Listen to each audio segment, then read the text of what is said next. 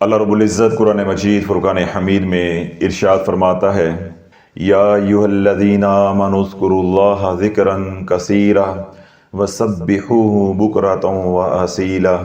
اے ایمان والو، اللہ کا کثرت سے ذکر کرو، اللہ کی یاد میں مشغول رہو، وسبحوہ بکرۃ واصیلا، اور صبح و شام اس کی پاکی کو بیان کرتے رہو۔ سورۃ احزاب کی اس آیت مبارکہ کے اندر اللہ رب العزت نے ذکر کثیر کرنے کا حکم عطا فرمایا ہے، اور دوسری طرف اللہ رب العزت نے اس بات کا اشارہ کیا ہے کہ صبح و شام میرے نام کی تسبیح کرتے رہو، یعنی میری پاکی کو بھی بیان کرتے رہو۔ اب اسی آیت مبارکہ کے اندر یہ اشارہ موجود ہے کہ ذکر ایک نہیں ہے، ذکر کئی ہیں۔ جس طرح سبحان اللہ کا ذکر اللہ کی پاکی کو بیان کرنا ہے، الحمدللہ کا ذکر اللہ کی حمد کو بیان کرنا ہے، اللہ اکبر کا ذکر اللہ کی کبریائی کو بیان کرنا ہے، اس طرح لا الہ الا اللہ کا ذکر اللہ کی الوہیت اور ربوبیت کو بیان کرنا ہے۔ تو یوں اللہ رب العزت کے ذکر کی کئی اقسام ہیں۔ جس طرح نماز بھی اللہ کا ذکر ہے، قرآن بھی اللہ کا ذکر ہے، تسبیح و تحلیل بھی اللہ کا ذکر ہے، جو آپ حضرات اوراد و وظائف کرتے ہیں وہ بھی اللہ کا ذکر ہے۔ سوال یہ پیدا ہوتا ہے کہ جب اتنے سارے اذکار ہیں یا اتنے سارے وظائف ہیں، تو ان تمام اذکار میں سے کون سا ذکر ہم کریں تو ہمیں زیادہ نفع ہوگا؟ انسان ہے، حریص ہے، لالچی ہے، انسان یہ چاہتا ہے کہ میں وہ کام کروں کہ کام تھوڑا ہو لیکن مجھے نفع زیادہ ہو، اور ہونا بھی ایسے ہی چاہیے۔ تو بجائے کہ ہم یہ کہیں کہ یہ ذکر کرو اس سے نفع زیادہ ہوگا، یہ ذکر کرو اس سے نفع زیادہ ہوگا، تو ہم اللہ کے محبوب علیہ الصلوۃ والسلام ہی سے پوچھ لیتے ہیں، جہاں سے ہمیں اللہ کا تعارف ملا ہے تو وہیں سے پوچھ لیتے ہیں کہ یا رسول اللہ سب سے افضل ذکر کون سا ہے؟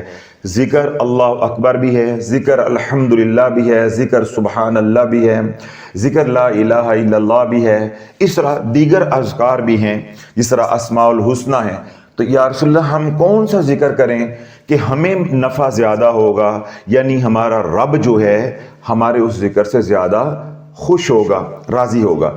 تو اللہ کے محبوب علیہ الصلوۃ والسلام نے کیا بات ارشاد فرمائی ہے کہ سب سے افضل ذکر لا الہ الا اللہ ہے۔ سب سے افضل ذکر کیا ہے؟ لا الہ الا اللہ ہے، جس کو طریقت کی زبان میں یا روحانیت کی زبان میں، عملیات کی زبان کے اندر ہم اس کو نفی اثبات کہتے ہیں۔ اس کو کیا کہتے ہیں؟ نفی اثبات کہتے ہیں۔ اور عام زبان کے اندر آپ لا الہ الا اللہ کہتے ہیں، یا اسی طرح لا الہ الا اللہ محمد الرسول اللہ صلی اللہ علیہ وسلم، اس کو آپ کلمہ طیبہ بھی کہتے ہیں، اور اسی کو کلمہ توحید بھی کہا جاتا ہے۔ اللہ کے محبوب علیہ الصلوۃ والسلام نے ارشاد فرمایا کہ اللہ رب العزت کے عرش کے نیچے ایک ستون ہے۔ اللہ رب العزت نے اپنے عرش کے نیچے ایک ستون کو پیدا کیا ہے۔ تو جب کوئی بندہ ایک بار کہتا ہے لا الہ الا اللہ محمد الرسول اللہ صلی اللہ علیہ وسلم، یعنی ایک بار کلمہ طیبہ یا ایک بار کلمہ توحید پڑھتا ہے، تو وہ ستون حرکت میں آ جاتا ہے، وہ تھر تھر کانپنے لگتا ہے۔ تو رب اس ستون کو مخاطب کر کے ارشاد فرماتا ہے کہ قرار پکڑ، ٹھہر جا، تو کیوں لرز رہا ہے، تو کیوں کانپ رہا ہے، تو کیوں حرکت کر رہا ہے؟ تو وہ ستون جو ہے رب کی بارگاہ میں عرض کرتا ہے کہ یا اللہ، بندہ نے، زمین پہ بندے نے کلمہ پڑھ لیا ہے، کلمہ توحید پڑھ لیا ہے، کلمہ طیبہ پڑھا جا چکا ہے، لیکن ابھی تک اس کی بخشش نہیں ہوئی۔ جب تک اس کی بخشش نہیں ہوتی تو مجھے قرار کیسے آ سکتا ہے؟ مجھے قرار کیسے آ سکتا ہے؟ تو رب فرماتا ہے کہ اے ستون ٹھہر جا، مجھے میری عزت و جلال کی قسم ہے، ابھی کلمے کے الفاظ اس کی زبان پہ مکمل بھی نہیں ہوئے تھے تو میں نے اسی وقت اس کی بخشش کر دی تھی۔ تو اللہ جس نے ایک بار کہا لا الہ الا اللہ محمد الرسول اللہ، ایک بار کلمہ پڑھنے پہ، لا الہ الا اللہ پڑھنے کے اوپر بخشش ہے، ایک بار۔ اور اجر و ثواب کا اندازہ کر سکتے، جب رب ساری خطائیں معاف کر کے جب رب ساری خطائیں معاف کر کے بخشش فرما رہا ہے تو اس کلمے کا جو اجر و ثواب ہے اس کا انسانی عقل جو ہے وہ احاطہ کر سکتی ہے۔ عبداللہ بن عباس رضی اللہ عنہ روایت کرتے ہیں کہ حضور علیہ الصلوۃ والسلام نے ارشاد فرمایا کہ جس نے ایک بار پڑھا لا الہ الا اللہ، بولو لا الہ الا اللہ، جس نے ایک بار پڑھا لا الہ الا اللہ، اللہ نے اس کے سارے گناہ معاف کر دیے۔ جس نے 2 بار پڑھا لا الہ الا اللہ، اللہ نے جہنم کے 7 دروازے اس کے اوپر بند کر دی، یعنی جہنم سے اس کو بری کر دیا۔ پھر اللہ کے محبوب علیہ الصلوۃ والسلام نے ارشاد فرمایا کہ جس نے 3 بار پڑھا لا الہ الا اللہ، اللہ نے جنت کے 8 دروازے اس کے اوپر کھول دیے کہ جس دروازے سے تو چاہے جنت میں داخل ہو جا۔ یعنی 1 بار پڑھا تو گناہوں کی بخشش، 2 بار پڑھا تو جہنم سے بری، 3 بار پڑھا تو جنت کے مالک بن گئے، جنت کے وارث بن گئے۔ اللہ کے محبوب علیہ الصلوۃ والسلام نے ارشاد فرمایا کہ جس نے محض اتنا کہا، 1 بار لا الہ الا اللہ، نفی اثبات لا الہ الا اللہ، ہر بار لا الہ الا اللہ کہنے کے اوپر ایک غلام آزاد کرنے کا ثواب اللہ عطا فرمائے گا۔ 1 بار لا الہ الا اللہ کہنے کے اوپر ایک غلام آزاد کرنے کا ثواب ہے۔ اب اللہ والو میں یہ سوال کرنا چاہتا ہوں کہ وہ حضرات جنہوں نے ثواب کے لیے اذکار کیے، ثواب کے لیے وظائف کیے، انہیں یہ حدیثیں نہیں پہنچی تھی، انہیں یہ فضائل نہیں پہنچے تھے، یا ان کو یہ فضائل نہیں سنائے گئے تھے، یا انہوں نے یہ فضائل احادیث مبارکہ کی کتابوں میں نہیں پڑھے تھے، تو وہ کیا کرتے رہے؟ اوٹ پٹانگ جو ہے وہ شرائط کے بغیر وظائف کرتے رہے اور اپنی زندگیوں کو برباد کر لیا۔ سیدنا موسیٰ علیہ السلام سفر کر رہے، ایک بستی سے گزر ہوا تو سیدنا موسیٰ علیہ السلام نے ایک بوڑھے کو دیکھا کہ وہ آگ کی پرستش کر رہا ہے، جس کو مجوسی کہتے ہیں۔ آگ کی کیا کر رہے؟ پرستش کر رہے ہیں۔ تو سیدنا موسیٰ علیہ السلام اس کے پاس تشریف لے گئے اور آپ نے جا کر پوچھا کہ کب سے آگ کی پوجا کر رہے ہو؟ اس نے کہا 20 کم 500 سال سے۔ سمجھ آئی؟ 20 کم 500 سال سے، یعنی میں 480 سال سے آگ کی پرستش کر رہا ہوں، یعنی پوجا کر رہا ہوں۔ تو سیدنا موسیٰ علیہ السلام نے اس مجوسی سے، اس بڑے سے کہا کہ کیا ابھی وقت نہیں آیا کہ حقیقی رب کی طرف تو لوٹ آئے؟ جس رب نے اس آگ کو بھی تخلیق کیا، جو اس آگ کا بھی رب ہے، کیا ابھی وقت نہیں آیا؟ تو ذرا توجہ کے ساتھ اور دل کے کانوں کے ساتھ یہ بات سنیں۔ تو وہ مجوسی جو ہے سیدنا موسیٰ علیہ السلام کی بارگاہ میں عرض کرنے لگا، اے موسیٰ، تیرا رب جو باغی ہو جاتے ہیں، جو باغی ہو جاتے ہیں، جب وہ لوٹ کر آتے ہیں تو کیا ان کو قبول کر لیتا ہے؟ کیا تیرا رب اتنا کریم ہے، اتنا رحیم ہے کہ جو باغی ہوتے ہیں جب وہ ان کو اپنی غلطی کا احساس ہو جاتا ہے تو کیا اگر وہ لوٹ کر آنا چاہیں تو اللہ انہیں قبول کر لیتا ہے؟ تو سیدنا موسیٰ علیہ السلام نے فرمایا، ہاں میرا رب جو ہے راحم المساکین ہے، ارحم الراحمین ہے، ارحم الراحمین ہے، وہ رحیموں سے بھی بڑھ کے رحم کرنے والا ہے، کریموں سے بھی بڑھ کر کرم کرنے والا ہے، وہ اکرم الاکرمین ہے۔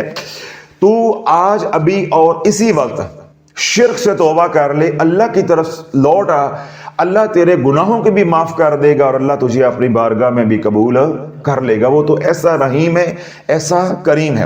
جب سیدنا موسیٰ علیہ السلام نے ترغیب دی، اللہ کی عظمت، اللہ کی شان کو کھولا، تو وہ زاروں قطار رونے لگا اور سیدنا موسیٰ علیہ السلام کی بارگاہ میں عرض کرنے لگا، کاش مجھے پتا ہوتا کہ موسیٰ تیرا رب اتنا کریم ہے تو میں کبھی بغاوت نہ کرتا، میں اللہ سے کبھی بگاڑتا نہ، کہ تیرا رب جو ہے وہ 500 سال کم و پیش جس نے بغاوت میں گزار دی ہیں، آج اس کو اپنی غلطی کا ادراک ہو رہا ہے کہ میں غلط ہوں، تو میں اگر لوٹ کے آنا چاہتا ہوں تو تب بھی مجھے وہ قبول کرنے کے لیے تیار ہے۔ وہ کیسا کریم رب ہے، کیسا رحیم رب ہے۔ اب اللہ رب العزت نے اس کے سینے کو، اس کے دل کو ہدایت کے لیے کھول دیا۔ سیدنا موسیٰ علیہ السلام کی بارگاہ میں عرض کرنے لگا کہ اے اللہ کے کلیم، سلام پیش کرو، سلام پیش کرو۔ تو سیدنا موسیٰ علیہ السلام نے اسے فرمایا کہ کہو لا الہ الا اللہ موسیٰ رسول اللہ، لا الہ الا اللہ موسیٰ رسول اللہ. اب اسے بس یہ کلمہ پڑھا ہے لا الہ الا اللہ موسیٰ رسول اللہ. جو ہی یہ کلمہ پڑھا ہے دائرہ اسلام میں داخل ہوا ہے, اللہ نے ہدایت کا نور اس کے قلب کے اندر اتارا ہے, تو اس نے ایک دم چیخ ماری اور غشی اس کے اوپر طاری ہو گئی. اب سیدنا موسیٰ علیہ السلام جو ہے اس کو ہلا جلا رہے ہیں کہ اٹھو, کیا ہو گیا ہے, کیا ہو گیا ہے. اب سیدنا موسیٰ علیہ السلام پریشان ہو گئے. جب اس کو بہت زیادہ ہلایا جلایا تو معلوم ہوا کہ اس کی روح پرواز کر گئی ہے. اس کی روح پرواز کر گئی ہے. کون سی نماز پڑھی تھی اس نے, کون سا حج کیا تھا اس نے, اور کون سا اس نے چہل کاف کیا تھا, اور کون سی اس نے حزب البحر پڑھی تھی, یا کون سا اس نے 1.25 لاکھ مرتبہ آیت کریمہ پڑھا تھا, یا کون سا اس نے سیدنا موسیٰ علیہ السلام کے ساتھ جہاد کیا تھا. کوئی قربانی نظر آ رہی ہے؟ محض اتنا کہا ہے ابھی, اور اسی بات کہا ہے لا الہ الا اللہ موسیٰ رسول اللہ. سیدنا موسیٰ علیہ السلام نے رب کی بارگاہ میں التجا کی کہ یا اللہ میرے اوپر اس کے حالات کو کھول دے, یعنی برزخ کی دنیا میرے اوپر کھول دے کہ تو نے اس کے ساتھ کیا معاملہ کیا ہے. اب سیدنا موسیٰ علیہ السلام جو ہے وہ کفن دفن میں مشغول ہو گئے, اس کو قبر میں اتارا. تو قبر میں اتارنے کے بعد اب سیدنا موسیٰ علیہ السلام اس کی قبر پہ کھڑے ہو کے رب کی بارگاہ میں التجا کر رہے ہیں کہ یا اللہ تو نے اس کے ساتھ کیا سلوک کیا ہے, میری قوم پوچھے تو میں کیا بتاؤں کہ تیرا رب جو ہے وہ کیسا ہے, جو لوٹ کے آتے ہیں ان کے ساتھ کیا سلوک کرتا ہے, تو اے اللہ میرے اوپر منکشف فرما دے. تو فوراً سیدنا جبریل امین علیہ السلام جو ہے سیدنا موسیٰ علیہ السلام کی بارگاہ میں حاضر ہوئے اور آ کر عرض کی کہ رب نے سلام بھیجا ہے, سلام قبول فرمائیں. اور رب پوچھتا ہے کہ اے میرے کلیم آپ نہیں جانتے, اے میرے کلیم آپ نہیں جانتے جو محض ایک بار کہتا ہے لا الہ الا اللہ اس کو میں جہنم سے بری کر دیتا ہوں, گناہ اس کے معاف کر دیتا ہوں اور جنت کا وارث بنا دیتا ہوں. جو ایک بار کہتا ہے لا الہ الا اللہ میں اس کو جہنم سے بری کر دیتا ہوں, عذاب کو ہٹا دیتا ہوں, دور کر دیتا ہوں اور جنت کا وارث بنا دیتا ہوں. میں اس کو اپنا قرب عطا کر دیتا ہوں. جو لوٹ کر آتا ہے میری رحمت اس کو ڈھانپ لیتی ہے. شرط کیا ہے, قیمت جنت کی کیا ہے, یا میرے قرب اور معرفت کی قیمت یا چابی کیا ہے, لا الہ الا اللہ. اگر اس کو چابی لگا کے اپنی طرف متوجہ کرنا ہے رحمت کو تو ایک بار کہو لا الہ الا اللہ. اب سیدنا موسیٰ علیہ السلام جو ہے جب اپنے قوم میں گئے تو قوم نے پوچھا کہ اس کے ساتھ, یعنی اس مجوسی کے ساتھ جو نو مسلم ہو گیا, اس کے ساتھ رب نے کیا معاملہ کیا. تو سیدنا موسیٰ علیہ السلام نے فرمایا کہ اس نے میرے سامنے یعنی میرے ہاتھ پہ پڑھا لا الہ الا اللہ موسیٰ رسول اللہ. لا الہ الا اللہ کے 12 حروف ہیں, موسیٰ رسول اللہ کے بھی 12 حروف ہیں. اس نے 24 حروف پڑھے. اللہ نے ایک ایک حرف کے اوپر 20-20 سال کے گناہوں کو معاف کر دیا ہے. اللہ نے ایک ایک حرف کے اوپر 20-20 سال کے گناہوں کو معاف کر دیا ہے. ہون شافی پوچھدا ہے چہل کاف لے کے آؤ, میرا بھی تو حق ہے نا, اب لے کر آؤ دعائے سیفی اور چہل کاف. بے شک وہ اللہ ہی کے نام ہے, اللہ ہی کو مدد کے لیے پکارا جاتا ہے. اللہ والو ان کے ساتھ بے تحاشا شرائط ہے, وہ خواص کے وظائف ہے, وہ عوام کے وظائف نہیں ہے. حزب البحر عوام کا وظیفہ نہیں ہے. اس طرح چہل کاف ہے, دعائے سیفی ہے, دعائے گنجرش ہے, یا اور دیگر اس طرح کی دعائیں ہیں یا وظائف ہے, اوراد و وظائف ہے. وہ ایک تو ان کا درجہ کیا ہے, مستحب کا ہے, ٹھیک ہے, اور دوسرا کیا ہے کہ ان کے ساتھ پیچیدہ جو ہے وہ شرائط ہے. جب تک آپ ان کی شرائط کو پورا نہیں کریں گے تو نفع کی بجائے نقصان ہوگا. میں آج بتاؤں گا کہ لا الہ الا اللہ کیسے پڑھا جاتا ہے, تو پھر انشاءاللہ سمجھ آ جائے گی کہ علم جو ہے اہل علم سے ملتا ہے اور ذکر اہل ذکر سے ملتا ہے. میں بتاؤں گا کہ لا الہ الا اللہ محمد الرسول اللہ صلی اللہ علیہ وسلم کیسے پڑھا جاتا ہے. پھر جس طرح آپ نے پڑھا ہے پھر آپ اپنے اندر جھانکنا کہ ہم کیسی جہالت کی پنڈوں کو جو ہے وہ ولی اللہ سمجھتے رہے, کتب سمجھتے رہے, ابدال سمجھتے رہے, اور اپنے بچوں کا رزق جو ہے وہ چھین کے ان کو ڈونیشن کے طور پہ بیچتے رہے. پیر جو تھے وہ کنگال تھے, وہ خوشحال ہو گئے, ہم خوشحال تھے کنگال ہو گئے.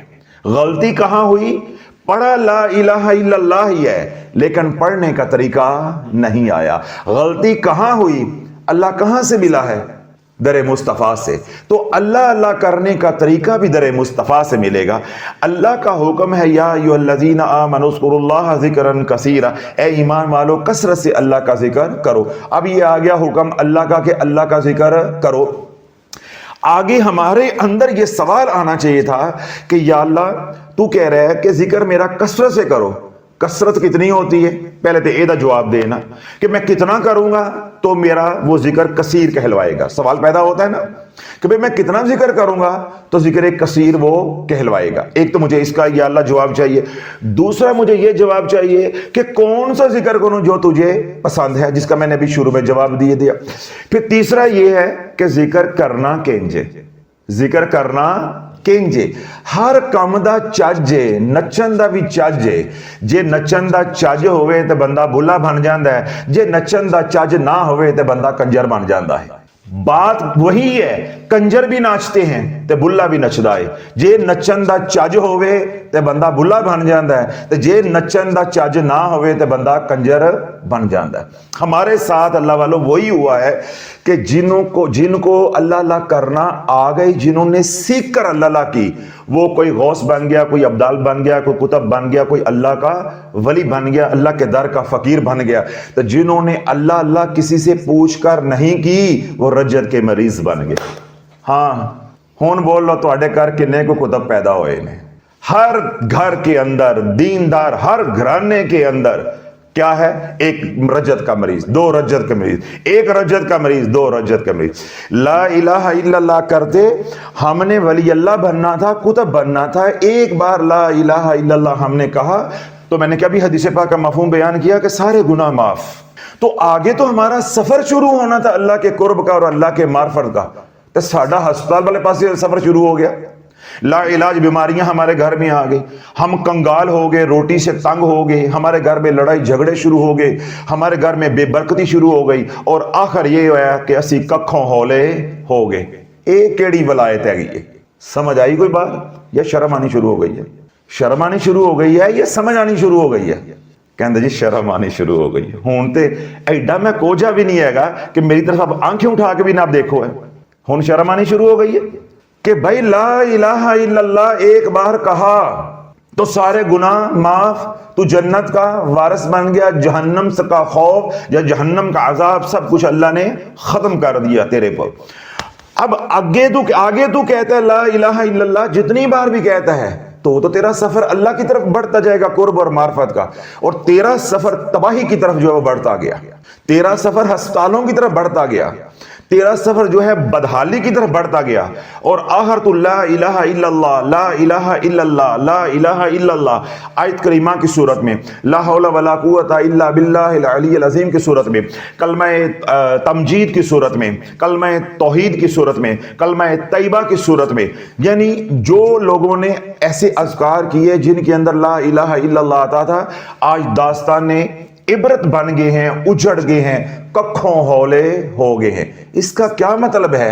दो बातें हमारे सामने अब आएंगी, या तो कलमे के अंदर गड़बड़ है, या जो फजाइल मैं सुना रहा हूं अल्लाह के नबी अलैहिस्सलातु वस्सलाम ने बताए हैं, माज़अल्लाह उनके अंदर गड़बड़ है, ये फजाइल ठीक नहीं है। यही बात है ना? तो या फिर पढ़ने वाला ठीक नहीं है, या फिर पढ़ने वाला ठीक नहीं है। अब आप इसके अंदर गौर करें, तहकीक करें। जो मैं आपको बार बार कहता हूं कि अंधी तकलीद नहीं करनी, ना किसी के पीछे आज के दौर में अंधे बन के चलना है, काने बन के चलना है, और ना हमारे पीछे चलना है। हम तो क्या कहते हैं कि आंखें खोल के रखो, हमारे बारे में भी आंखें खोल के रखो और दूसरों के बारे में भी आंखें खोल के रखो, बल्कि आंखें फाड़ के रखो। ये वाला दौर है। अब हमारे सामने दो बातें आई हैं, या तो ला इलाहा इल्लल्लाह के साथ जो वादे किए गए हैं, जो फजाइल बताए गए हैं, जिनका मफहूम मैंने अभी बयान किया है या हदीस मुबारका के अंदर आए, या तो ये ठीक नहीं है एक बात, या ये है कि जिसने ला इलाहा इल्लल्लाह का जिक्र किया यानी जो जाकिर है, या ये ठीक नहीं है। दो बातें हो गई ना, ये दो बातें आती। अब जब इन दो बातों की हम तहकीक करेंगे, अपने अपने इलाकों में आप काम करेंगे, तो पहली बात तो आप फौरन रद्द कर देंगे कि ये तो जी पत्थर पे लकीर है, जो कमली वाले ने फरमा दी है वो हरफे आखिर। ये बात तो हो गई गलत साबित कि जो अल्लाह के नबी अलैहिस्सलातु वस्सलाम ने फरमा दिया वो हक है, वो सच है। تو پہلی بات بھی ختم ہو گئی. اب ادھر جو لا الہ الا اللہ کرنے والا ہے اس کو نفع ہونے کی بجائے نقصان ہو رہا ہے، تو اس کا کیا مطلب؟ اس نے لا الہ الا اللہ صحیح نہیں پڑھا. جب ہم نے تحقیق کی، ہم نے پروب کیا اس کے اندر، تو ہمیں معلوم ہوا کہ نہیں بھائی، وہ لا الہ الا اللہ صحیح پڑھتا رہا ہے، لا الہ الا اللہ صحیح پڑھتا رہا ہے. تو شافعی یہاں گھیر کے لانا چاہتا ہے آپ کو کہ حضور فرمانے والے بھی برحق ہیں. یہ جو ذاکر حضور صلی اللہ علیہ وسلم کا امتی ہے یہ بھی لا الہ الا اللہ کرنے والا درست ہے. تو پھر غلطی کتنے ہوئی ہے؟ میں نے کہا تھا دو باتیں ہیں نا، یا یہ فضائل غلط ہیں تو یا یہ کرنے والا غلط ہے، یا کروانے والا غلط ہے تو یا کرنے والا غلط ہے. دو ہی بات ہے، تیسری تو بات ہی کوئی نہیں ہے. اب ہم نے فیصلہ کر لیا ہے کہ کروانے والے بھی برحق ہیں تو کرنے والا بھی سچا ہے، تو پھر کام کیوں خراب ہو گیا؟ اس کا کیا مطلب ہے کہ کروانے والا ذکر لا الہ الا اللہ کا بتانے والا بھی برحق ہے، اور ذاکر لا الہ الا اللہ کا ذکر کرنے والا بھی سچا ہے، وہ بھی برحق ہے. غلطی کہاں ہوئی؟ کہ طریقہ جو ہے وہ برحق نہیں ہے، طریقہ جو ہے وہ درست نہیں تھا. لا الہ الا اللہ کہا ٹھیک تھا، کہنا کیسے تھا، کب کہنا تھا، کیسے کہنا تھا، اس کی شرائط کیا تھی، وہ پوری نہ ہوئی. اللہ نے جب طریقے کے اندر غلطی ہوئی تو اسی لا الہ الا اللہ سے ہمیں دنیاوی طور پہ نقصان ہو گیا، آخرت کی بات نہیں ہو رہی. جس نے لا الہ الا اللہ صدق کے دل سے پڑھا، ابھی میں نے کتنے فضائل بیان کیے کہ ایک بار پڑھا تو اس کے سارے گناہ معاف، لیکن دنیاوی لحاظ سے وہ اجڑتا گیا کہ ہم نے لا الہ الا اللہ کے فضائل لیے. اب غلطی ذرا پکڑنی جو آپ کہہ رہے تھے کہ ہمیں شرم آ رہی ہے، لا الہ الا اللہ کے ہم نے کیا لیے؟ فضائل لیے کہ پڑھیں گے تو یہ فائدہ ہوگا، پڑھیں گے تو یہ فائدہ ہوگا. ہم نے کیا لیے؟ فضائل لیے اللہ کے نبی علیہ الصلوۃ والسلام سے. پھر اللہ کے نبی علیہ الصلوۃ والسلام سے سینہ بسینہ مولویوں کے پاس، پیروں کے پاس یہ فضائل آئے، عاملین کے پاس آئے، کتابوں رسالوں میں آئے. ہم نے پڑھے یا سنے کہ یہ پڑھیں گے تو یہ ہوگا، یہ پڑھیں گے تو یہ ہوگا. ہم نے کبھی نہ پوچھا کہ پڑھنا کینج، ہم نے یہ نہ پوچھا کہ پڑھنا کیسے ہے، کہ پڑھنے کی بھی کوئی شرائط ہوں گی. ہم نے صرف یہ سنا کہ یہ پڑھیں گے تو جنت مل جائے گی، یہ پڑھیں گے تو گناہ معاف ہو جائیں گے، یہ پڑھیں گے تو جہنم سے خلاصی ہو جائے گی، یہ پڑھیں گے تو ایک غلام آزاد کرنے کا ثواب ہوگا. ہم نے یہ فضائل سنے، ہم نے یہ نہیں سمجھا کہ پڑھنا کیسے ہے. اب پیچھے آئیں اگر آپ کو بات نہیں سمجھ آ رہی. رب کیا فرماتا ہے؟ وَأَقِيمُوا الصَّلَاةَ وَآتُوا الزَّكَاةَ وَأَقْرِضُوا اللَّهَ قَرْضًا حَسَنًا. اب اس آیت مبارکہ کے اندر اللہ رب العزت جو ہے دو باتوں کا حکم دے رہا ہے، نماز اور زکوٰۃ. دو باتوں کا حکم آیا نا. اب میں قرآن پڑھوں، میں قرآن کسی عالم سے، کسی پیر سے سنوں، یا کوئی عالم یا کوئی پیر مجھے یہ کہے کہ نماز پڑھنے کا یہ ثواب ہے، نماز پڑھنے کا یہ ثواب ہے، نماز پڑھنے کا یہ ثواب. جاگتے رہیے گا، نماز پڑھنے کا یہ ثواب ہے، نماز کے یہ فضائل ہیں، یہ فضائل ہیں. اللہ کا حکم ہے وَأَقِيمُوا الصَّلَاةَ وَآتُوا الزَّكَاةَ وَأَقْرِضُوا اللَّهَ قَرْضًا حَسَنًا. میں گھر آؤں اور آ کے نماز پڑھنی شروع کر دوں، میں گھر آؤں تو میں آ کے نماز پڑھنی شروع کر دوں. اب جب میں پڑھوں تو میں پڑھوں اپنے طریقے سے، تو کیا وہ نماز ہو جائے گی؟ وہ نماز ہو جائے گی. اب یہ بات آپ کو فوراً سمجھ آ گئی ہے کہ جب حکم اللہ کا لیا ہے، فضائل حضور علیہ الصلوۃ والسلام نے، اجر و ثواب حضور علیہ الصلوۃ والسلام نے بھی بیان کیا ہے، تو طریقہ بھی حضور علیہ الصلوۃ والسلام سے لینا پڑے گا، تب نماز ہوگی. یہ نہیں ہو سکتا کہ حکم اللہ کا ہو، فضائل حضور علیہ الصلوۃ والسلام سے لے لیں اور طریقہ اپنا ہو. وہ عبادت نہیں ہوگی، وہ اللہ قبول نہیں کرے گا. ہر نماز کا رکن جو ہے وہ عین اسی طرح ادا کرنا پڑے گا جس طرح حضور علیہ الصلوۃ والسلام نے ادا کر کے دکھایا. اس لیے سرکار علیہ الصلوۃ والسلام نے ارشاد فرمایا کہ نماز ویسے پڑھو جیسے مجھے نماز پڑھتا دیکھتے ہو. سمجھ آ گئی؟ تو نماز کیا ہے؟ سب سے بڑا ذکر. نماز کیا ہے؟ سب سے بڑا ذکر. وَلَا ذِكْرُ اللَّهِ اکبر. سب سے بڑا ذکر نماز ہے. تو نماز پڑھنے کا طریقہ کہاں سے ملا؟ در مصطفیٰ سے. نماز کا حکم اللہ نے دیا، حکم پہنچایا کس نے؟ در مصطفیٰ نے. حکم بھی ملا در مصطفیٰ سے. तरीका भी मिला दर मुस्तफ़ा से, ला इलाहा इल्लल्लाह भी मिला दर मुस्तफ़ा से, ला इलाहा इल्लल्लाह के फ़ज़ाइल भी मिले दर मुस्तफ़ा से। अब ला इलाहा इल्लल्लाह पढ़ना कैसे सा, तरीका कैसे है, ये किसी ने नहीं पूछा, ये किसी ने नहीं पूछा। बस इन्होंने कहा जी चलते फिरते ला इलाहा इल्लल्लाह पढ़ी जाओ, बस जी चलते फिरते ही ला इलाहा इल्लल्लाह पढ़ो, बड़ा सवाब हुंदा है दा। नमाज पढ़ने का कोई तरीका है, वो लिया हमने। नमाज से पहले की शराइत है वजू, फिर वजू का तरीका है, वो हमने लिया कमली वाले से। तो जिक्र का भी तरीका है, जिक्र का भी तरीका है। सिर्फ हमने जिक्र और जिक्र के फजाइल नहीं लेने, नमाज और नमाज के फजाइल नहीं लेने, हमने कमली वाले से तरीका भी लेना है। जब ये मुकम्मल पैकेज लेंगे तो नमाज से आज तक किसी को नुकसान हुआ है? क़यामत तक वो पढ़ता रहे, नमाज से नुकसान नहीं होगा, बल्कि नमाज छोड़ेगा तो नुकसान होगा। नमाज छोड़ेगा, पढ़ने वाला है तो वो नमाज पढ़ना खुदा ना खासा छोड़ देता है तो उसको नुकसान होगा। और हमने क्या किया, जिक्र लिया, अल्लाह का हुक्म लिया, जिक्र के फजाइल लिए, तरीका ना लिया कि करना कैसे है, और ना अहले जिक्र से पूछा, अहले इल्म से पूछा जो इस तरह के मुसाफिर हैं, जो इस काम के माहिर हैं, ना उनसे पूछा। बस हुक्म सुना, फजाइल सुने, अपने तरीके से पढ़ना शुरू कर दिया। तो अल्लाह वालों फकीर यही उम्मत को बात समझा रहा है कि मेरा तेरा तरीका ना महफूज है ना मकबूल है। नहीं समझ आई? लगता है या शर्म आ रही ज्यादा तो या नींद आ रही है। तेरा मेरा तरीका ना महफूज है और ना मकबूल है।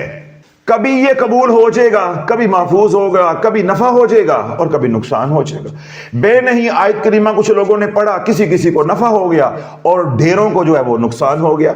लोगों ने ला हौला वला कुव्वत शराइत के बगैर पढ़ा, किसी को नफा हो गया, किसी को नुकसान हो गया। लोगों ने या कहारू या जब्बारू पढ़ा, किसी को नफा हो गया और किसी को नुकसान हो गया। अल्लाह वालों इल्हामी जो दीन है या जो इल्हामी हुक्म होता है उसमें तो नुकसान होता ही नहीं। दीन तो सलामती का नाम है, भले का नाम है। ये क्या बात हुई, कभी नफा हो गया तो कभी नुकसान हो गया? ये तो दुनिया के काम है, दुनिया के मामलात में होता है, कभी नफा हो गया तो कभी नुकसान हो गया। अल्लाह के साथ जो तिजारत है उसमें तो नफा ही नफा है। बंदा करे जिक्र तो घर में बीमारियां आ जाए, बंदा करे जिक्र तो बंदा खुशहाल हो तो कंगाल हो जाए, बंदा करे जिक्र तो घर में लड़ाई झगड़े शुरू हो जाए, बंदा करे जिक्र और कखों होला हो जाए। चार ही बातें सिखाई हैं ना उम्मत को हमने एक साल के अंदर, तो ये अकल मानती है कि तुहाड़ी किंज मान गई सी?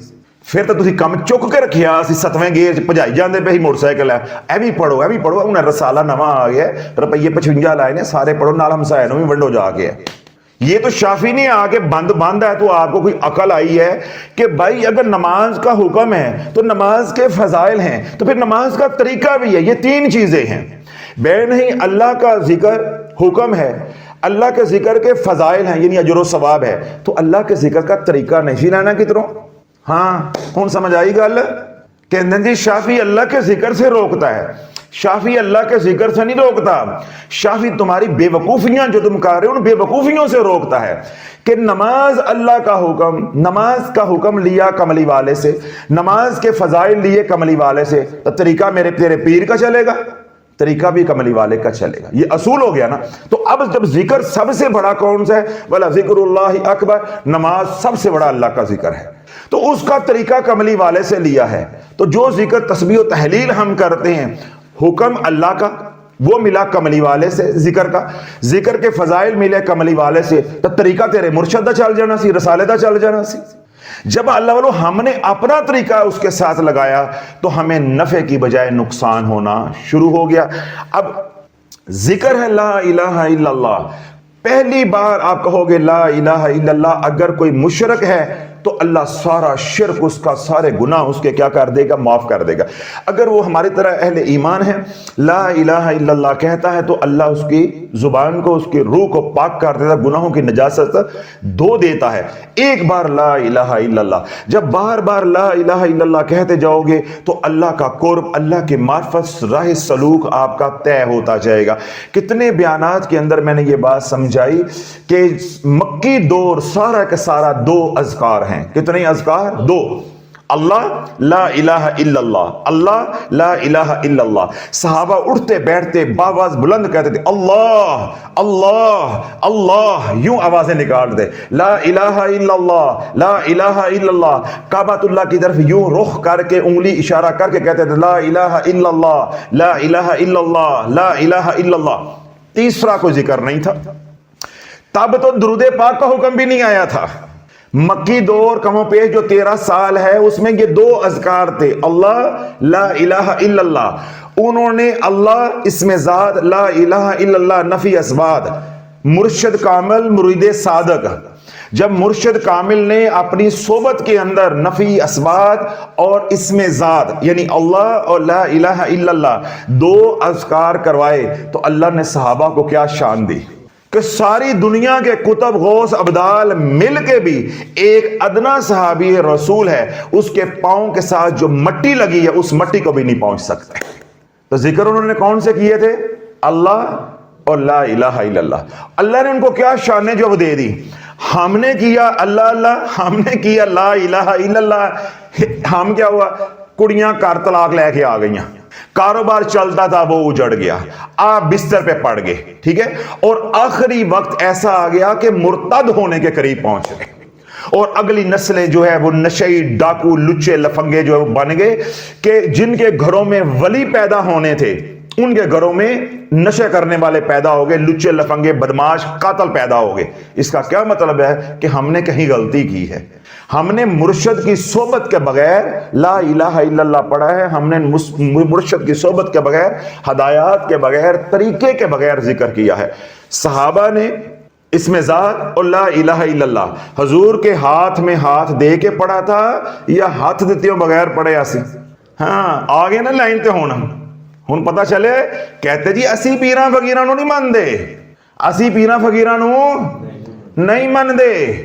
تو صحابہ نے اللہ اور لا الہ الا اللہ یہ 2 اذکار ہیں، یہ حضور کے ہاتھ میں ہاتھ دیا ہے، اپنے گناہوں سے توبہ کی ہے، شرک سے توبہ کی، جو سابقہ زندگی تھی جو بھی ان کے مذاہب تھے ان سے توبہ کی ہے، پھر لا الہ الا اللہ کا ہے۔ اس کے بعد بھی جو گناہ تھے حضور علیہ الصلوۃ والسلام نے ان کے معاملات کے اندر بھی بیعت لی ہے، ان گناہوں کو چھوڑا ہے، ان عادات کو چھوڑا ہے، ان طور طریقوں کو چھوڑا ہے، پھر کملی والے کے ہاتھ میں ہاتھ دے کے اللہ پکارا ہے، کملی والے کے ہاتھ میں ہاتھ دے کے لا الہ الا اللہ پکارا ہے۔ اور آج کا مسلمان اس قدر بے شرم ہوا ہے کہ حرام کھا کھا کے اسی ولیاں نو پیراں شیراں نو نہیں مندے منڈے آگے۔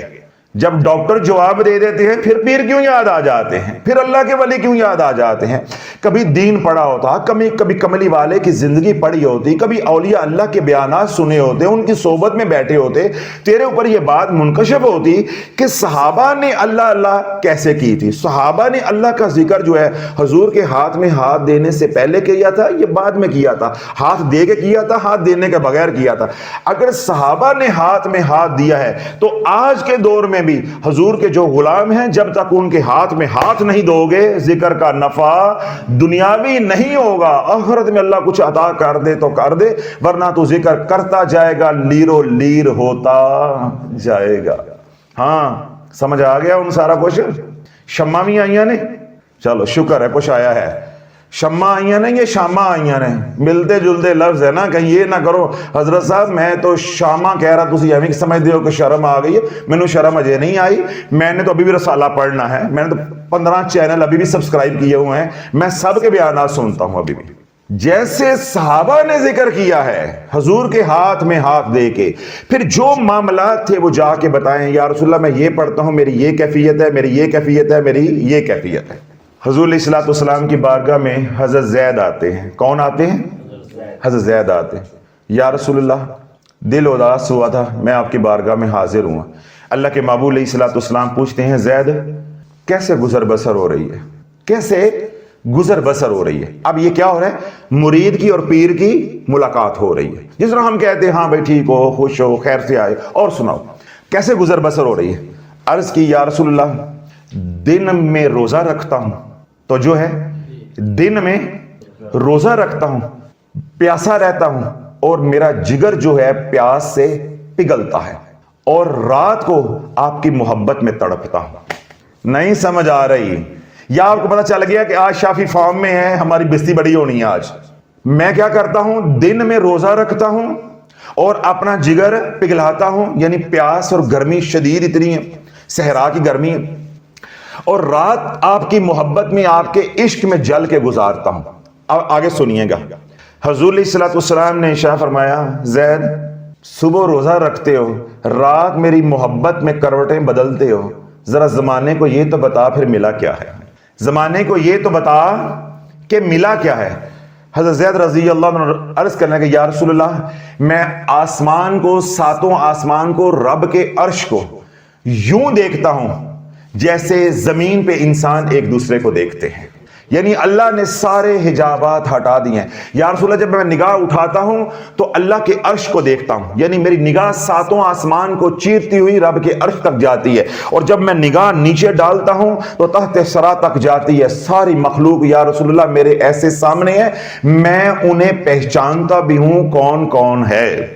یا عورتیں ہیں، چھیلے والی عورتیں ہیں، ایام کا مسئلہ ہے، مرد حضرات ہیں، جنبی ہیں، کسی بھی طرح، یا کوئی باہر سے نجاست خارجی آپ کے اوپر گر گئی، کپڑے بدن ناپاک ہو گیا، اس حال کے اندر ہم کیا ہے، قرآن کو چھو نہیں سکتے۔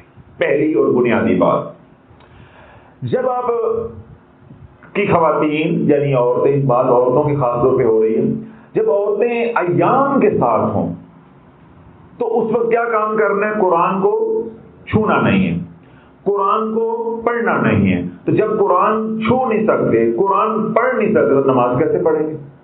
ساری بات سیدھی ہو گئی۔ تو یہ تین کام میں ماں بہنوں کو کہوں گا کہ یہ تین کام نہیں آپ نے کرنے حالت ناپاکی کے اندر، کسی بھی طرح کی ناپاکی ہو، کسی بھی طرح کی ناپاکی ہو۔ پہلا کام قرآن کو نہیں چھونا، دوسرا کام کیا ہے کہ قرآن کی تلاوت نہیں کرنی، تیسرا کام کیا ہے، نماز نہیں کرنی، پر نماز نہیں پڑھنی۔ ان تین کاموں کے علاوہ ہر کام کرنا ہے، ہر کام کرنا ہے، گھر کے کام بھی کرنے ہیں، ذکر اذکار بھی کرنے ہیں، تسبیحات بھی کرنے ہیں، بس یہ تین کام نہیں کرنے۔ ان کو کسی طرح یاد کر لیں، قرآن کو چھونا نہیں ہے، قرآن کی تلاوت نہیں کرنی، نماز نہیں پڑھنی۔ یہ تو مشکل کام ہے، یہ تو ان کو یاد ہے پہلے، یہ بس یہ یاد رکھ لیں کہ ان تین کے علاوہ ہر کام جائز ہے، تاکہ بات ان کو سمجھ آ جائے۔ اب آپ یہ دیکھیں، جب حج کے ایام ہوتے ہیں، یعنی حج شروع ہوتا ہے، اکثر خواتین کو ایام شروع ہو جاتے ہیں۔ پہلے یہ سہولتیں نہیں ہوتی تھی، اب عورتیں جو ہیں وہ جانے سے پہلے ٹیبلٹ لے لیتی ہیں، جو کہ نہیں لینی چاہیے۔ بعد میں جو عورتوں کا حشر ہوتا ہے وہ عورتیں جانتی ہیں، بی پی شوٹ کر جاتا ہے، بعد میں پھر ان کے ایام کے مسائل بن جاتے ہیں، بہت اس کی پیچیدگیاں پیدا ہو جاتی ہیں۔ لیکن کیونکہ حج زندگی میں ایک بار کرنا ہوتا ہے، عورتیں ہوتی ہیں جذباتی ہوتی ہیں، انہیں شوق ہوتا ہے، اور سب سے بڑی بات ہے ان کے پاس علم نہیں ہوتا، یعنی اللہ انہیں مشقت کے بغیر دینا چاہ رہا ہوتا ہے، وہ کہتی نہیں، مشقت کے ساتھ لینا، کیونکہ علم نہیں ہوتا، اوپر سے طبیعت مزاج جذباتی ہوتا ہے تو وہ ٹیبلٹس استعمال کرتی ہیں، پھر سارے حج میں جو ہے وہ جہاز بن کے پھر رہی ہوتی، پاگل ہوئی ہوتی ہیں، بعد میں پھر مسائل پیدا ہو جاتے ہیں۔ صحت کے تو جن عورتوں نے اپنے ایام مصنوعی طریقے سے بند کر لیے، وہ تو ایک موضوع اور ہو گیا۔ کئی خواتین ایسی ہوتی ہیں کہ وہ ٹیبلٹ یا میڈیسن استعمال نہیں کرتی، تو وہ ایام شروع ہو جاتے ہیں۔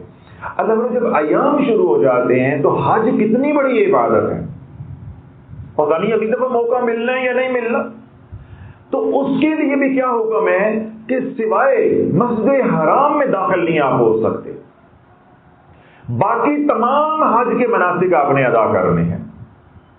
آپ احرام باندھیں گے حج کی نیت سے، آپ تلبیہ پڑھیں گے، لبیک اللہم لبیک لبیک لا شریک لک لبیک ان الحمد والنعمت لک والملک لا شریک لک۔ یہ ذکر نہیں ہے تو کیا ہے؟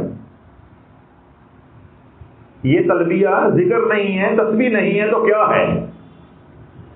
اب حالت ناپاکی کے اندر، ایام کی حالت کے اندر یہ تلبیہ پڑھی جا رہی اور احرام بھی باندھا جا رہا ہے۔ اب وہ خاتون اپنے گروپ کے ساتھ جائے گی مینا، مینا سے مزدلفہ، مزدلفہ سے عرفات، عرفات سے پھر دوبارہ مزدلفہ، مزدلفہ سے پھر مینا، مینا میں آ کے وہ رمی بھی کرے گی، قربانی بھی ہوگی، سارے کام ہوں گے۔ اب کیا ہوگا؟ اب اس نے کرنا ہے طواف زیارت، اس کے لیے اسے دوبارہ کہاں جانا پڑے گا؟ حرم۔ اگر ان 4-5 ایام کے اندر اس کے وہ فارغ نہیں ہوئی، یعنی پاکی طہارت اس نے حاصل نہیں کی، تو وہ کیا ہے، وہ انتظار کرے گی، وہ مسجد میں داخل نہیں ہو سکتی، اور جب مسجد میں داخل نہیں ہو سکتی تو وہ طواف بھی نہیں کر سکتی۔ تو صرف عورت کو اتنا منع ہے، باقی حج کے جتنے بھی ایام ہیں، یعنی 8 ذی الحج ہے، 9 ذی الحج ہے، 10 ذی الحج ہے، 11 ذی الحج ہے، 12 ذی الحج کی شام تک، جب تک وہ بنا کے اندر رہے گی، وہ ایام تشریق شروع ہو جائیں گے، اس میں وہ تکبیرات پڑھیں گے۔ جب حالت احرام کے اندر اور ہوں گے حاجی، تو وہ حاجیوں کے ساتھ وہ حاجن بھی تلبیہ پڑھے گی، ذکر اذکار تسبیحات دبا کے کرنی، کیونکہ قرآن کا حکم، اللہ کا حکم ہے کہ شد و مد کے ساتھ، کثرت کے ساتھ میرا ذکر کرو ایام حج۔ تو اب مجھے بتاؤ کہ ذکر کیسے منع ہو گیا؟ اور عورتیں، میری بہنیں ہمیں میسج کرتی، پھر کہتی ہیں حضرت صاحب آپ کا مزاج بڑا سخت ہے، حضرت صاحب پاکی ناپاکی کی حالت میں اللہ کہنا اچھا تو نہیں لگتا۔ میں کہ اللہ کو اچھا لگتا ہے تو تجھے کیا اعتراض ہے؟ جس ذات کو تو پکار رہی ہے اسے کوئی اعتراض نہیں ہے، تو بی بی تو مفتی نہ بن، جب وہ کہتے ہیں میں راضی ہوں تو تجھے کیا اعتراض ہے؟ اب میں نے آپ کو ایک مثال دی ہے کہ ایام حج کے اندر تلبیہ سے لے کے تکبیرات تک تمام اذکار آپ نے کرنے ہیں، مسنون اذکار، تسبیحات، تسبیح فاطمہ، ہر چیز کی اجازت ہے۔ اللہ والو، ہماری اصلاح علمی نے امت کا بیڑا غرق کر کے رکھ دیا، بیڑا غرق کر کے رکھ دیا۔ اب ہماری عورتوں کا مزاج کیا بن گیا ہوا ہے کہ جن دنوں میں ایام شروع ہو گئے، تو جس طرح وہ ہم کہتے ہیں نا کہ کار والے کار نہیں جو سانوں کسی کا ڈر نہیں، وہ عورتیں کیا کہتی ہیں کہ ہماری چھٹی ہے۔ اب وہ چھٹی کو ایسے مناتی ہیں کہ نہ تو نماز ہے، نہ قرآن کی تلاوت ہے، نہ تسبیحات ہیں، سارا دن ٹی وی ہے، سوشل میڈیا ہے، غیبت ہے۔ تو اللہ والو، جب وہ 8 دن کے بعد وہ عورت پاک ہوگی، آپ تصور کرو کہ وہ سر کا پار نیگیٹو انرجی سے کیسے سیچوریٹ ہوئی ہوگی، کیسے بھری پڑی ہوگی۔ اس کے گھر میں لڑائیاں ہوں گی، فساد ہوگا، اس کا خامد اس سے نفرت کرے گا، بچے اس سے دور بھاگیں گے۔ جب خامد نفرت کرے گا تو جو ہی پاک ہوگی تو سارے وظیفے شروع کر لے گی، پھر نئی مصیبت میں آ جائے گی۔ یہ مسئلہ ہے جو عورتیں وظائف پڑھتی ہیں اور پھر بیمار ہوتی ہیں، حالانکہ ان کے بیماری کی وجہ ان کی غفلت ہوتی ہے۔ اب سنو، حضرت اماں عائشہ صدیقہ رضی اللہ تعالی عنہا فرماتی ہیں، روایت کرتی کہ حضور علیہ الصلوۃ والسلام نے ارشاد فرمایا کہ کوئی عورت ایسی نہیں ہے، کوئی عورت ایسی نہیں ہے کہ جس کو حیض آیا ہو اور وہ گناہوں سے پاک نہ ہوئی ہو، وہ گناہوں سے پاک نہ ہو۔ اب میری مائیں بہنیں آج یہ بیان انشاءاللہ سنیں گی، وہ اپنے عورت ہونے پہ فخر کریں گی، عورت ہونے پہ فخر کریں گی کہ ہمیں بن کیے اللہ اتنا دے رہا ہے۔ حضرت صاحب ان پیروں مولویوں نے ہمیں وظیفوں پہ لگا کے ہمیں اجاڑ کے رکھ دیا پکڑ کے۔ اللہ کرو، آج عورت کو، ماں بہن بیٹی کو، بہو کو حیض شروع ہوا، پچھلے سارے 21-22 دنوں کے سارے گناہ معاف ہو گئے، سارے گناہ معاف ہو گئے۔ میرے رب کی کریمی دیکھو، کیوں؟ وہ عورت کس کے اندر ہے؟ تکلیف کے اندر، نکاحت کے اندر، کمزوری کے اندر۔ اب اس کو درد ہو رہا ہے، اس کا خون بہہ رہا ہے، اب وہ جو چستی جسم کے اندر ہے وہ نہیں ہے، کہیں آنا جانا ہے، وہ ایک پرہیز ہے، ایک مجبوری بن گئی ہے۔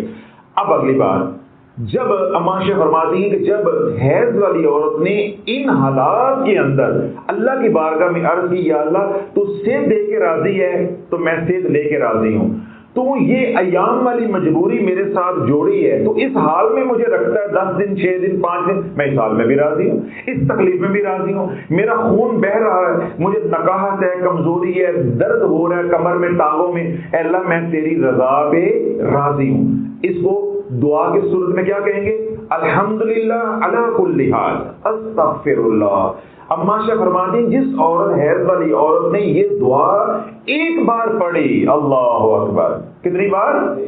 ایک بار پڑھی، حیض کی حالت میں، یعنی 5 دنوں میں، 4 دنوں میں، 6 دنوں میں، 7 دنوں میں، یہ نہیں تسبیح کی، ایک بار اس عورت نے، حیض والی عورت نے کہا اے اللہ جس حال میں تو نے رکھا ہے میں راضی ہوں۔ اگر اس کو ترجمہ آتا ہے تو میں بتا رہا ہوں ایسے کہہ دے، نہیں تو دعا پڑھے الحمدللہ علی کل حال استغفر اللہ۔ جس نے یہ دعا پڑھی اللہ رب العزت جہنم کا عذاب اٹھا لے گا، پل صراط کا راستہ آسان کر دے گا اور جہنم سے بری کر دے گا۔ دو حدیثوں کے مفہوم میں نے بیان کر دیا۔ پہلی حدیث کیا ہے کہ جب ایام شروع ہوئے تو جو پہلے دن گزرے تھے 20، 21، 22، 23 جتنا بھی جو کس کی ترتیب ہے وہ سارے مہینے کے گناہ معاف۔ اس کے بعد ایام کی حالت میں اس عورت نے کیا دعا پڑھ لی؟ الحمدللہ علی کل حال۔ اب میں ان ماؤں بہنوں کو جو غافل ہیں وہ اور ان اجڑ مولویوں اور پیروں کو پکڑوں گا جنہوں نے ہماری ماؤں بہنوں کا بیڑا غرق کر کے رکھ دیا ہے۔ آپ یوٹیوب کھول کے دیکھیں، آپ جب ناغے کے دن ہوں گے تو آپ نے وظیفہ بند کر دینا ہے، آپ نے بعد میں گن لینے ہیں۔ میں ادھر بھی آتا ہوں، جو بیچاریاں دین سیکھنا بھی چاہتی ہیں، جنہیں تھوڑا بہت شعور بھی ہے، ان کا بھی بیڑا غرق کر کے رکھ دیا، ان کو کنفیوز کر دیے۔ وہ اپنا وظائف جو ذکر اذکار یا جو تسبیحات ہیں وہ بند کر دیتی ہیں۔ پھر ان کے ذہن میں آتا ہے کہ جب ہم وظیفہ نہیں کر سکتی تو ہم مسنون اذکار کیسے کر لیں؟ وہ بھی تو اللہ کا نام ہے۔ ہم تسبیح فاطمہ کیسے کر لیں؟ وہ بھی تو اللہ کا نام ہے۔ ہم فلاں ذکر کیسے کر لیں؟ وہ بھی تو اللہ کا نام ہے۔ ہم درود پاک کیسے پڑھ لیں؟ وہ بھی تو گناہ کا کام ہے۔ تو کیا ہوتا ہے؟ وہ سارے کاموں سے فارغ ہو جاتی۔ اب عائشہ فرماتی ہیں رضی اللہ تعالی عنہا، جس حیض والی عورت نے حالت حیض کے اندر 70 مرتبہ، کتنی بار؟ 70 مرتبہ ہر نماز کے وقت، یعنی جب نماز کا وقت ہوا، یعنی ظہر کی اذانیں آئیں، اب اس نے نماز تو پڑھنی نہیں ہے، وہ محض اتنا کہہ دے استغفر اللہ استغفر اللہ استغفر اللہ استغفر اللہ استغفر 70 بار، 1 منٹ کے اندر وہ کر لے گی یہ عمل۔ جس نے 1 منٹ کے اندر یہ عمل کیا، میری مائیں بہنیں دل کے کانوں کے ساتھ سنو، ہم ساری زندگی بھی ایک ٹانگ پہ کھڑے ہو کے عبادت کرتے رہے نا، تمہیں چھو بھی نہیں سکتے۔ اللہ تمہیں بن مانگے اتنا عطا کر رہا ہے۔ یہی میں تمہیں روتا ہوں، تمہیں کنوں نے وظیفوں میں ڈال دیا ہے، تمہارا بیڑا غرق کر کے رکھ دیا ہے۔ تم ٹھنڈی ٹھنڈی زندگی گزارو، لون دے سوٹ پہنو، لیلن دے سوٹ پاؤ، شفون دا دوپٹہ لو، آرام سے انجوائے کرو۔ تم وظیفوں کے پیچھے لا کے پڑھی ہو، کملی والے پہ درود پڑھو، استغفار کرو، بچوں کی تربیت کرو، 5 وقت کی نماز پڑھو، کن کاموں میں پڑ گئی ہو؟ ان کاموں کے لیے یہ ہے نا تمہیں کما کے دینے والے بھی، روحانیت میں منازل طے کرنے والے بھی۔ جب اللہ تم سے ویسے ہی راضی ہے، بن مانگے ہی دیے جا رہا ہے، پھر تم نے بیلنے میں ہاتھ کیوں دے لیا ہے؟ یہ تمہیں کیوں شوق آ رہا ہے؟ جس عورت نے ہر نماز کے وقت میں، حیضہ عورت نے 70 بار کہا استغفر اللہ استغفر اللہ، میرے کملی والے نے ارشاد فرمایا اس کو 1000 رکعت نفل پڑھنے کا ثواب عطا کیا جائے گا۔ مجھے بتاؤ ہم کیسے پڑھ لیں؟ اب ایک عورت جو ہے وہ 5 نمازوں کے بعد ہر نماز کا جب اذان وہ سنے وہ 70 بار استغفار کر لے، مجھے بتاؤ ایک مرد اسے چھو سکتا ہے؟ اسے چھو سکتا ہے؟ پھر اس کے 70 گناہ معاف کیے جائیں گے۔ ہر بار 70 بار پڑھے گی تو 70 گناہ معاف کیے جائیں گے۔ اور اگلی بار جو بندہ سوچ نہیں سکتا، اللہ کی کریمی ایسی ہے، یعنی بیمار کے ساتھ اللہ کا عجیب ہی پیار ہوتا ہے۔ تو عورت کیا ہوتی ہے؟ بیمار، تو عجیب ہی اللہ کا پیار ہوتا ہے، اللہ عجیب ہی لاڈ کرتا ہے۔ اللہ کے نبی صلی اللہ علیہ وسلم نے ارشاد فرمایا کہ جب عورت حیض کے ساتھ ہوتی ہے اور وہ اس ساتھ ذکر و اذکار کے اندر رہتی ہے تو اللہ اس کے جسم کے اوپر جتنے بال ہیں، ایک ایک بال کے عوض جنت میں ایک ایک شہر عطا فرمائے گا۔ شرط کیا ہے؟ اللہ کی رضا پہ راضی ہو گئی اور ذکر اذکار میں رہی، اللہ کو بھولی نہیں ہے۔ اور ہماری مائیں بہنیں، میرا خیال ہے آج میں نے جتنی کھل کے باتیں کر دی ہیں، میرا خیال ان کو سچ پانے کی جگہ نہیں ملے گی، آنسوں کے ساتھ ڈھائیں مار مار کے روئیں گی کہ حضرت صاحب پہنا کتنے مر گئے تھی تسی، ابھی مجھے بڑے تانے دیتی ہیں، پوسنے دیتی ہیں، آج تو مجھے اور ملیں گے۔ تو پھر میں یہی کہوں گا ہاتھ جوڑ کے یہ اللہ کے فیصلے اللہ پہ چھوڑ دیں۔ آج اگر آپ کو فقیر کی باتیں سمجھ آ گئی، میرے کملی والے کا جو احادیث مبارک ہے، فرمان علی شان ہے، وہ سمجھ آ گئے، آج سے عمل شروع کر دو۔ کوئی وظیفہ نہیں ہے، کوئی کچھ نہیں ہے، بس ایام شروع ہوئے پہلے تو اللہ کا یہ شکر ادا کرو کہ یا اللہ جو پچھلے دنوں میں سابقہ دنوں میں نے گناہ کیے وہ میرے سارے کیا ہو گئے ہیں، معاف ہو گئے۔ اور دوسرا کیا، الحمدللہ علی کل حال استغفر اللہ، اے اللہ یہ تکلیف بھی تیری طرف سے، پہلے 21 دن بھی تو تیری طرف سے تھے، تو یہ 6-7 دن بھی تیری طرف، میں تیری رضا پہ راضی ہوں۔ جو تکلیف ہو رہی ہے، دردیں ہو رہی ہیں، نکاحت ہے، کمزوری ہے، خون ضائع ہو رہا ہے وغیرہ وغیرہ، اس پہ راضی ہو جائے تو اس پہ کیا ہے، جہنم سے بری ہونے کا پروانہ،